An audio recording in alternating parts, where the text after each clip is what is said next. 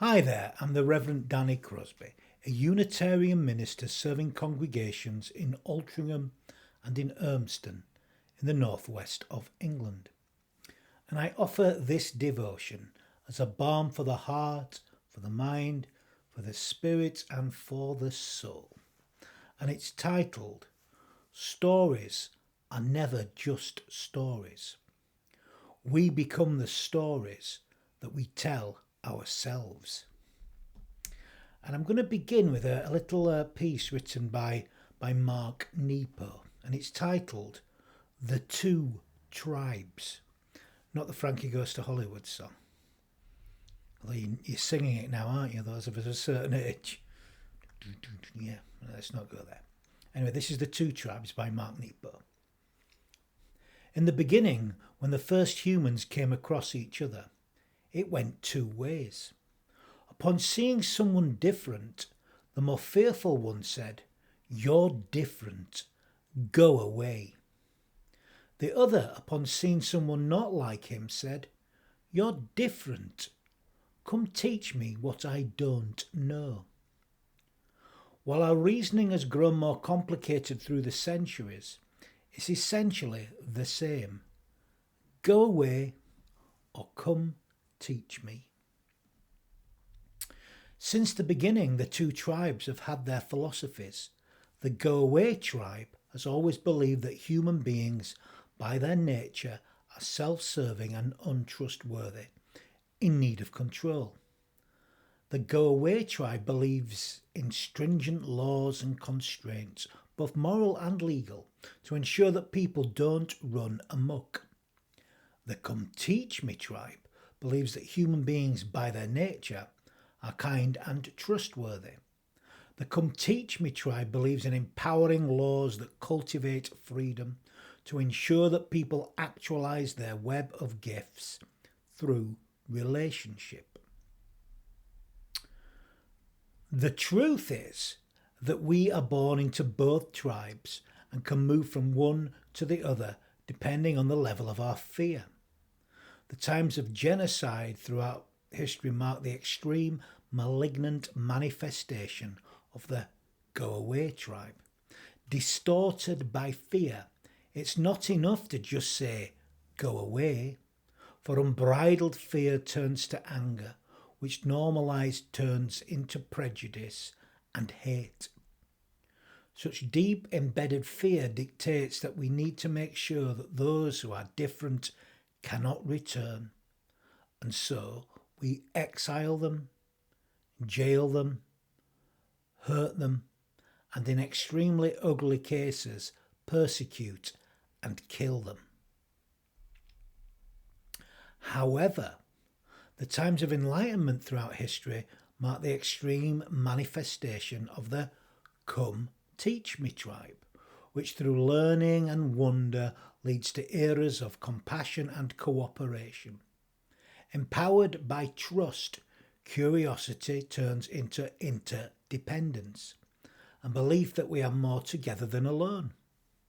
When allowed to blossom, we realise that we need each other and our diversity of gifts to make life whole.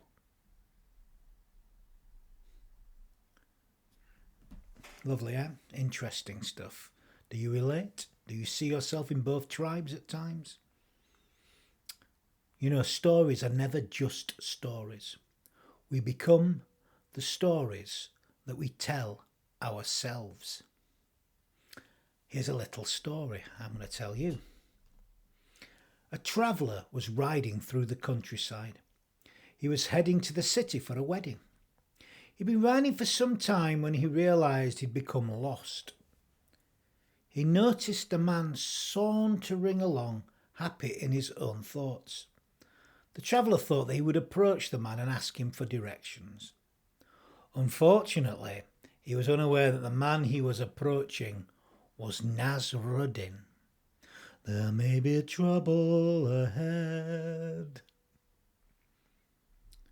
But the man approached Nasruddin in his ignorance and asked, "What is the best way to get to the city?" he asked him. Nasruddin looked up at the man and then he looked ahead. before looking backwards. He looked to the sky and before looking down once more, and he contemplated. He thought about it. He went silent for a time. He then looked up at the man once again before looking ahead and slightly then to the right this time. He then looked back at the man and began to speak. Well, if I were going there, I wouldn't start from here.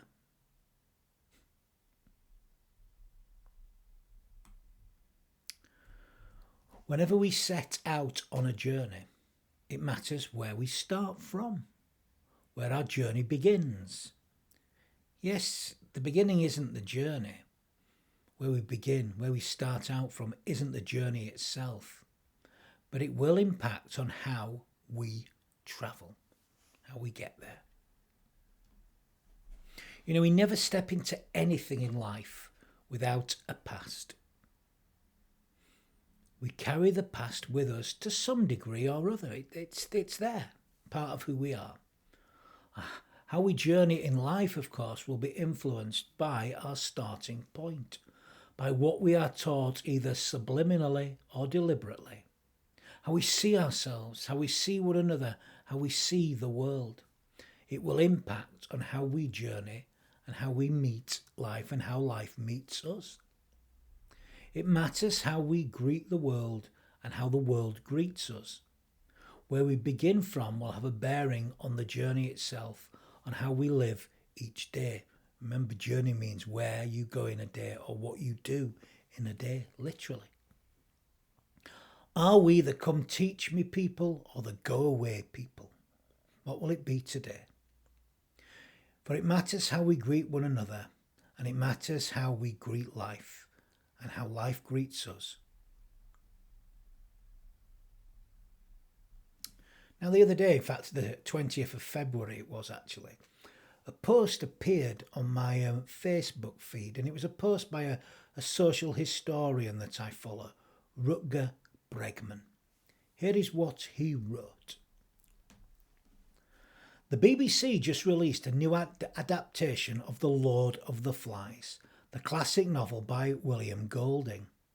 It's beautifully made, but it's still telling the wrong story.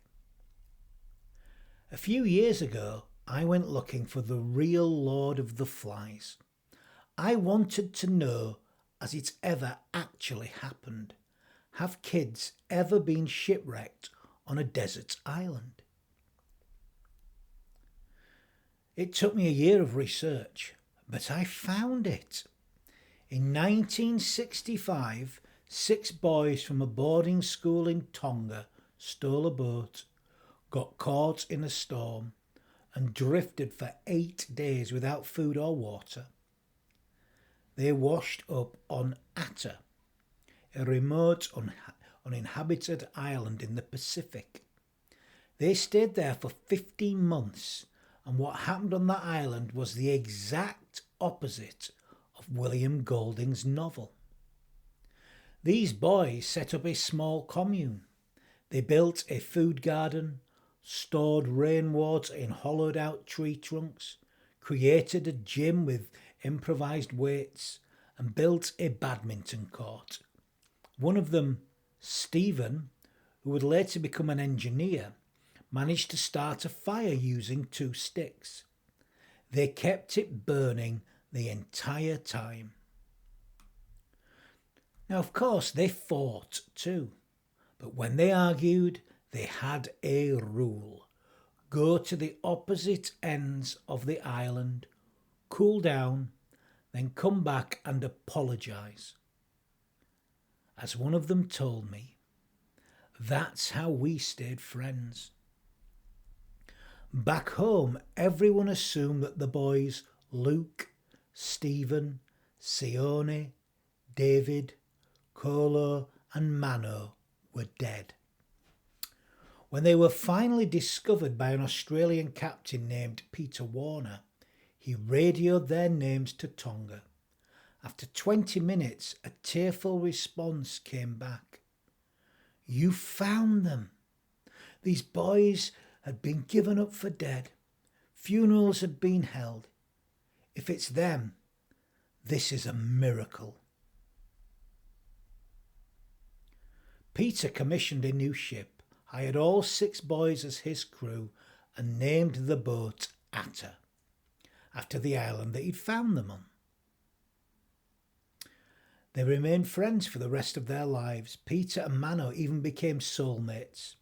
I tracked them down, and it became one of the central chapters of my book, Humankind. Here's what struck me the most. William Golding, the author of Lord of the Flies, was a troubled man, an alcoholic, who once said, "I have always understood the Nazis because I am of that sort by nature." I think he was projecting his own darkness onto children, and we turned it into a lesson about human nature that we teach to millions of kids around the world. I think the real lesson is the opposite. When real children found themselves alone on a real island, they didn't descend into savagery. They cooperated. They took care of each other. They survived. I am not saying that the Tongan castaways were representative of all kids everywhere, but I am saying that every kid who has to read or watch the fictional Lord of the Flies also deserves to know what actually happened when it played out in real life. Wonderful post that kind of inspired my thoughts, that has led to this, the worship I created and this devotion created from it. For stories are never just stories. We become the stories that we tell ourselves. That's how Bregman ended his post. Stories are never just stories. We become the stories that we tell ourselves. Don't we just? Who has actually heard of the real story of those 6 Tongan boys washed up on Etta? No one knew about that story, and it happened just a few years after Golding's book was first published, and only a couple of years after the first film made about Lord of the Flies. I read it at school, did you not? We had to, it was part of the curriculum, I think, at the time. But how many of us have really learnt about those 6 Tongan boys, the real story of the real Lord of the Flies? We don't get to hear it, do we? Instead, we tell the other story. I remember when I first learnt of this account back in 2020, right actually at the beginning of lockdown. His book Humankind came out at the time, just at the start of lockdown from COVID. And the book had a profound effect on me. In the true story of the Lord of the Flies, when schoolboys were lost, stranded on a desert island, they did not descend into chaos and destruction. What they did do was take care of one another. In fact, they found ways not only to survive, but to function as a community until they were rescued, and they were able to signal until a ship passed that remote island. Why are we not taught this story? I didn't learn about it in school, no. Why are we instead only taught the story of chaos, destruction, of distrust, of greed, the fictional story, not the real story? Why are we only taught that? Why is fiction taught as fact and fact ignored? Why are we so carefully taught that we are wrong by nature? Why are we so carefully taught this? You've got to be carefully taught. We are. Sometimes we're taught it subliminally. We don't even know we're being taught it. Here's a chapter actually from Bregman's book Humankind, A Hopeful History. It's a little part from the chapter A New Realism. It begins with the following. Scenario. An airplane makes an emergency landing, breaks into 3 parts. The cabin fills with smoke. Everyone inside realises that they need to get out as soon as they can. Which scenario sounds more likely? Planet A. The passengers turn to their neighbours to ask if they are okay. Those needing assistance are helped out of the plane first. People are willing to risk their own lives to help random strangers. Planet B. Everyone is left to fend for themselves. There is a mad rush for the exit. Panic breaks out. There's lots of pushing and shoving. The children, elderly, disabled are trampled by the mad crowd as they rush out. Which do you think is the most likely scenario? Well, 97% of people estimate that we live on planet B, that mass panic is the most likely. But it has been found in almost every case that we live on planet A. We are kind and we help each other where we can. If you watch the Titanic movie, it looks like panic. But if you ask people who were actually there, they say that the evacuation was actually quite orderly. Or think of September the 11th. As the Twin Towers burned, thousands of people calmly descended the emergency stairs, even though their lives were in immediate danger. They stepped aside for firefighters. They let the injured be carried ahead of them. People would actually stop and say, "No, you go first," or "Please take my place." There was no madness. There is a persistent myth that by our very nature, humans are selfish, aggressive, and quick to panic. Dutch biologist Frans de Waal calls this the near theory. The near theory. The notion that civilization is nothing but a thin veneer that would crack under the slightest pressure. But in actual fact, in times of crisis, when bombs are being dropped or floodwaters are rising, then we humans become our best selves. We may have a good side and a bad side, but there is considerable scientific evidence showing that in times of crisis, we overwhelmingly turn to our good side.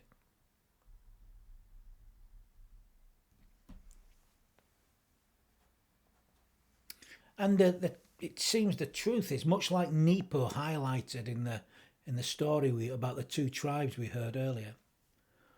We're actually both types of people. We are all the come teach me people and the go away people. The problem is that we seem to believe that generally speaking we are only the go away people, that this is our true nature, and of course so is everyone else. We believe we are the fiction of William Golding rather than the Tongan schoolboys who created structure to take care of each other. There was even a story of a broken leg being healed while they were there. The boys knew their lives depended upon them cooperating together on that remote island of Atta. They needed to stick together, and they did, almost instinctively. I believe that we have both aspects within us, both potentials within us. The come teach me and the go away people. We inhabit both planet A and planet B. That the aspect that comes to prominence within ourselves is the one that we develop.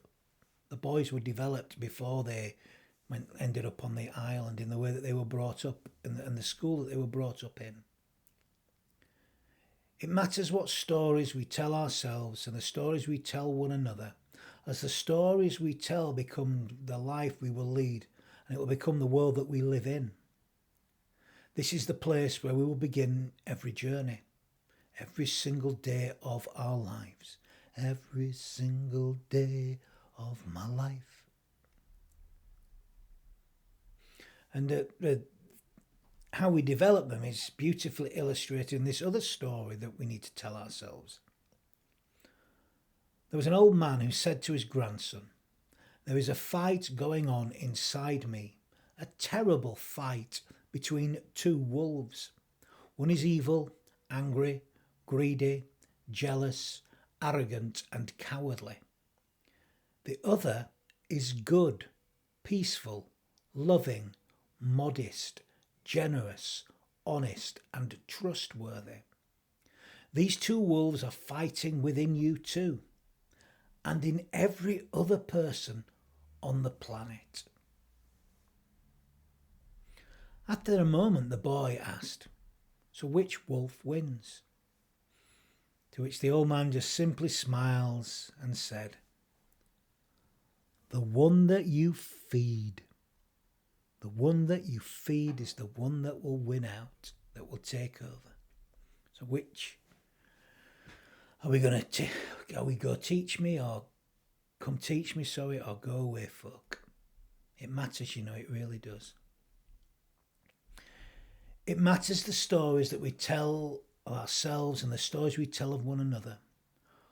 And yet we have it seems a natural reticence to speak of the good that we do for each other. We don't like to tell that story. In fact, most of the people that do the good prefer to remain anonymous about it and not let people know. So really, we're not following the directive from the Sermon on the Mount, the 5th chapter of Matthew's Gospel. We do hide our light. We do not let it shine bright for all to see. The story we tell is not to speak of the good we do. Of course, that's not every single one of us. And actually, it would appear that those who boast about their achievements often overstate them, don't they? Those that do shine a light on their good things they do, they tend to be boastful and overstated, which seems a betrayal of it too. I don't feel comfortable singing my praises, and I don't feel comfortable when other people sing my praises too. I shift around, I look to the ground. I know how uncomfortable I felt the other week when the Mayor of Trafford, Jane Brophy, sang my praises and thanked me publicly in a room full of 100 people. I felt it was not comfortable. I did not like it, really. And yet people spoke to me afterwards about other things. So there's a natural reticence in me, there really is. And this reticence to sing the praises of the good that people do has been on my mind recently as I have delivered eulogies for some of the most wonderful folk I've ever known. We seem to feel comfortable singing the praises of folk after they've died at their funeral, but not while they're still alive. There is this reticence within us to do so. It just doesn't feel right, does it? Well, maybe we should. Maybe we shouldn't hide our light so much, or each other's light. Maybe we should stop doing that. In fact, it's worse than that. It's not that we don't talk about them. How often have I heard people say when they actually do good things and speak about the good things that they do, they often disguise their good deeds behind some kind of selfish motive, even if it's just that it made them feel good. There is a guilt there that doesn't seem appropriate. Why do we tell these stories about ourselves? Why do we make ourselves sound worse than we are? Why do we promote negative stories about ourselves and about others? Why are we so uncomfortable with praise? I'm asking myself, by the way. I've seen examples just in the last few days of people apologising for the good they have done and the good being recognised. A friend of mine at work the other day, and again this week, two wonderful human beings who almost turned down an honour for recognition for the good they've done because they felt they didn't deserve it, or they were just doing what other people do. But someone wanted to recognise that and hold them up, shine some light on them as an example.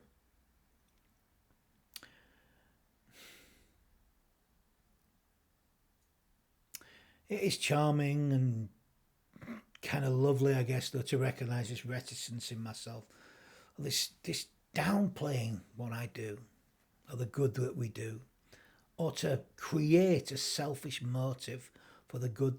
Well, it makes me feel good. So it's, it's not really, I'm not really doing it for anybody else. And it's not true, is it?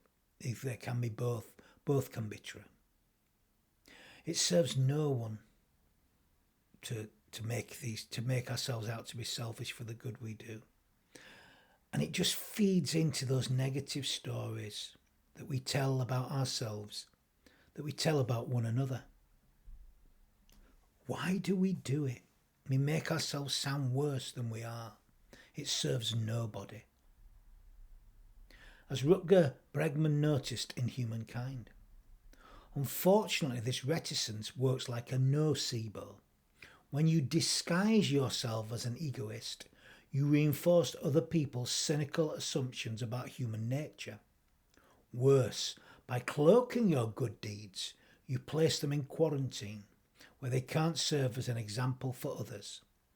And that's a shame, because Homo Puppy's secret superpower is that we're so great at copying one another.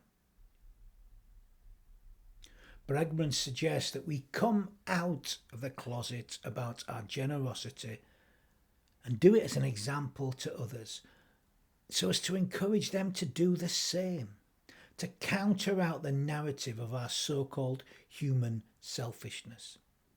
That it's actually our nature to learn, to almost comic and mimic others and the good that they can do.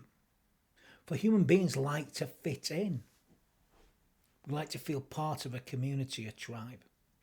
Therefore, if we teach a frightening and scary and untrustworthy human nature in our stories, then this will be mimicked in others, and we create what Bregman calls this nocebo effect. Even though it changes how we experience life and how we see one another and how we see ourselves. So, like Bregman says, maybe it's time to come out of the closet about who we actually are, to stop hiding our light, to stop suppressing our humanity, to recognise the instincts that are part of our shared humanity. Yes, we are capable of hideous and heinous things. Yes, we are. You've only got to pick up the daily newspaper to see evidence of this every day. But it's not all that we are. We don't print the good news, do they? We only hear the bad news about everything. It's we that need to become the good news, the news that the world needs so desperately to hear, and more often. Maybe it's time to start telling a different story about ourselves and start telling a different story about each other. For stories are never just stories. We become the stories that we tell ourselves. I was recently talking with a young man. He's someone I've grown to know over the last couple of years, and it's great to see him. It's been wonderful to see him grow as a person, but he does carry some negative traits. Like so many folk, he has a pretty cynical view of life and the state of the world and the future. No future. That's supposed to be Generation X, isn't it? He tells me his generation is the hopeless one. He told me he had little or no hope for the world. I spoke and I listened with him for a while, and then I pointed out that humanity has been through far worse times than we are going through now, and we didn't destroy ourselves. I told him that while I may not be a cockeyed optimist, I do live in and I do live by hope. I believe in our human capacity. So yes, we are living through troubled times, but hope will carry us through if we live by hope. If we allow hope to grow in our hearts. If we tell ourselves that all hope is not lost who enter here. That this can be our story that we can live by. That this can be the road we follow. This can be our starting point. And then I quoted a bit of Václav Havel at him. Didn't quote it exactly, but here's the quotation, or a version of the quotation. It's been slightly different. There's a few versions of this actually. I quite like this one though. Either we have hope within us or we don't. It is a dimension of the soul, and it's not dependent on some observation of the world. Hope is an orientation of the spirit, an orientation of the heart. It transcends the world that is immediately experienced and is anchored somewhere beyond the horizons. Hope is this deep and powerful sense. It is not the same as joy that things are going well, or willingness to invest in enterprises that are obviously heading for success, but rather an ability to work for something because it is good, not just because it stands a chance to succeed. Hope is definitely not the same as optimism. It is not the conviction that something will turn out well, but the certainty that something makes sense regardless of how it turns out. It is hope, above all, which gives the strength to live and continually try new things.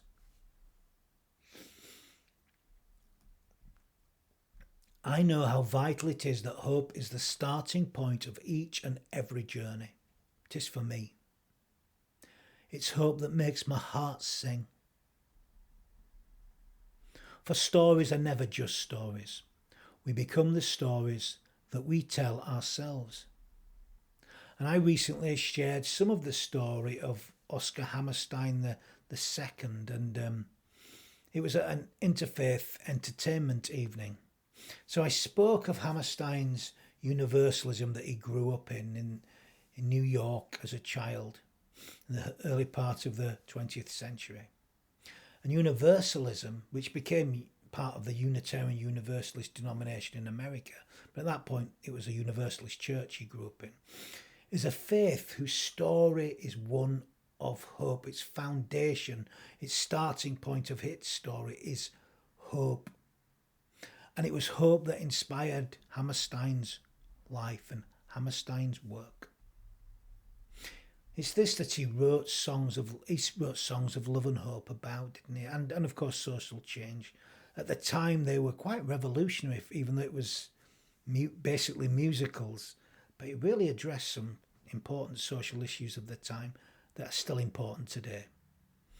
So, seeing as we're in Etta, and that's a Pacific island, I thought I'd have a go at singing without music, so please apologies. A song from South Pacific. I may sing another later, depending on how badly this goes. So this is a cockeyed optimist from South Pacific. When the sky is a bright canary yellow, I forget every cloud I've ever seen. So they call me a cockeyed optimist, immature and incurably green.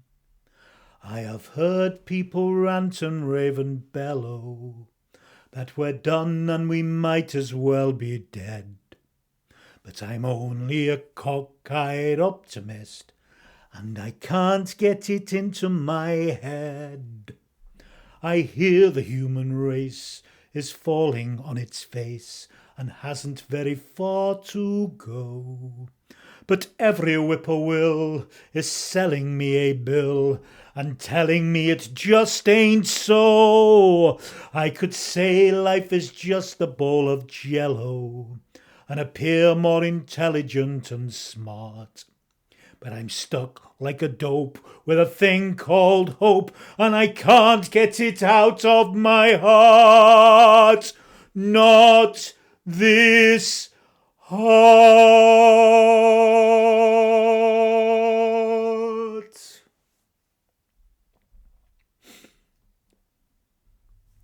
Or at least that's as close as I can get to the tune in my own head. But it doesn't matter. It's the words that matter. Inspired by Oscar Hammerstein II and his universalism. Now, of course, someone who is considered a cockeyed optimist is often mocked as naive in the song she is. They're called a Pollyanna, aren't they? And maybe they are. Maybe optimism is as a sense of expectation of what might be, going back to Havel's poem, is unrealistic.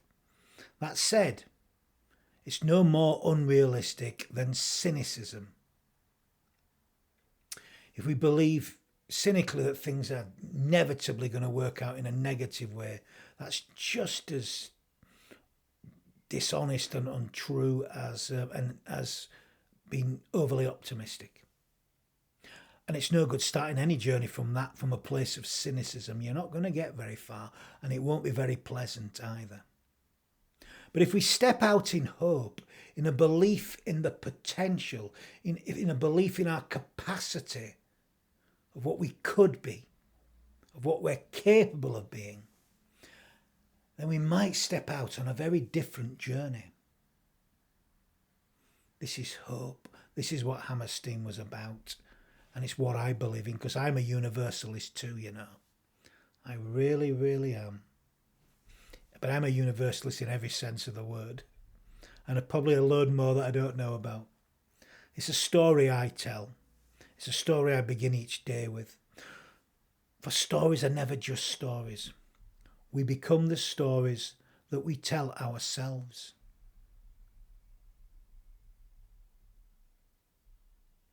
And of course, the story we often tell ourselves, even if we tell this story subliminally, is a story of distrust. That there's something wrong with our human nature. And I was recently talking with a friend who's got a real problem with the word sin, he told me. He grew up, he's an Irish Catholic. When he hears the word sin, he can't get past it. His toes curl.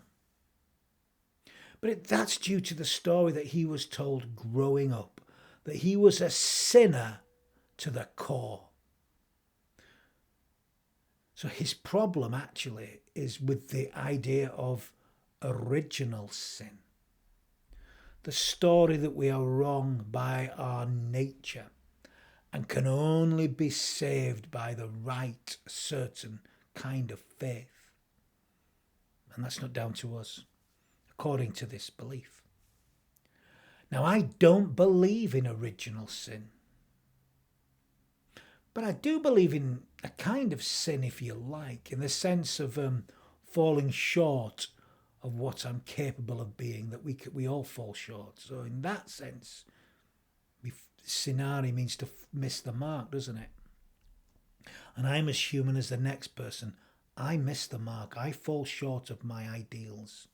But I aim high. But I completely and utterly reject the idea that I am permanently flawed by my nature. That any of us are, actually. Well, the rational part of me rejects this. Sadly, like everybody, somewhere there's a part of me that there's something wrong in me, and when things go wrong, that's the reason. It's somewhere beneath the surface, beneath my rational mind, this belief that I wish I could completely shed, but I can't. And in some ways that's a good thing, because it allows for empathy for those that feel the same way too. And I think there's a good reason why this is, because it's the story we keep telling ourselves. It's a story we tell of ourselves and of everybody and of human nature. It's the story at the heart of the fictional Lord of the Flies, as it's at the heart of many other stories we tell about ourselves. But it's not the whole story. And it certainly is not the story of the real Lord of the Flies. It is not the story of those Tongan boys on the island of Etta. Stories are never just stories. We become the stories that we tell ourselves. It seems that we are being carefully taught that we are fundamentally and irredeemably flawed. Maybe it's time we started telling another story, the story of hope, Maybe it's time to stop hiding the light of what we are capable of being.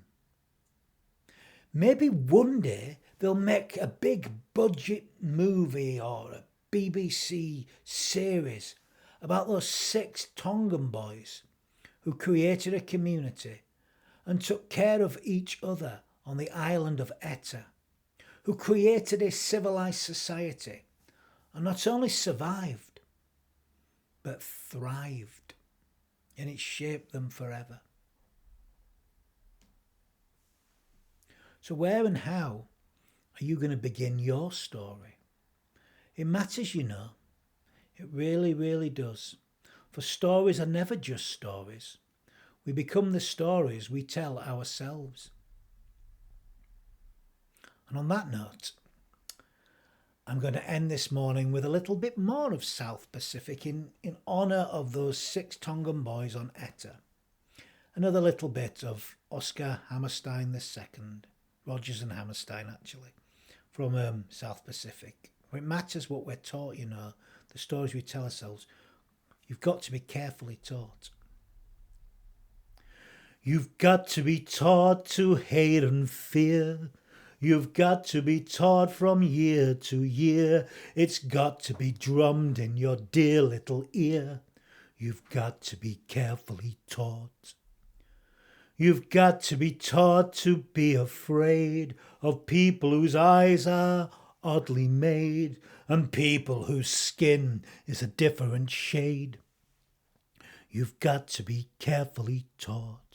You've got to be taught before it's too late, before you are 6 or 7 or 8, to hate all the people your relatives hate. You've got to be carefully taught.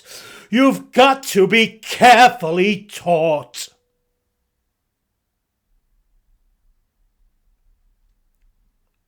Stories are never just stories. We become the stories that we tell ourselves. So I'm going to end this devotion with some words of blessing. And we need to bless more, and we can all bless.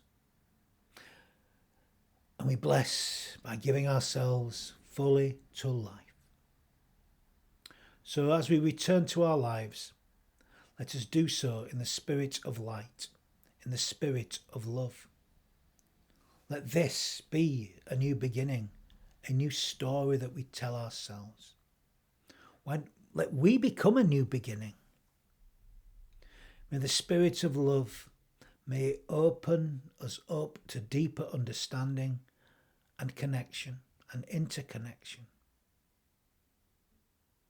To live by human kindness, humankind, a new, fresh hope, resper. May it begin with love for ourselves, love for one another, love for life, and love for God. And may we carry this love with us, this humankind. And may we do so in all that we feel, in all that we think, in all that we say, and in all that we do. Amen.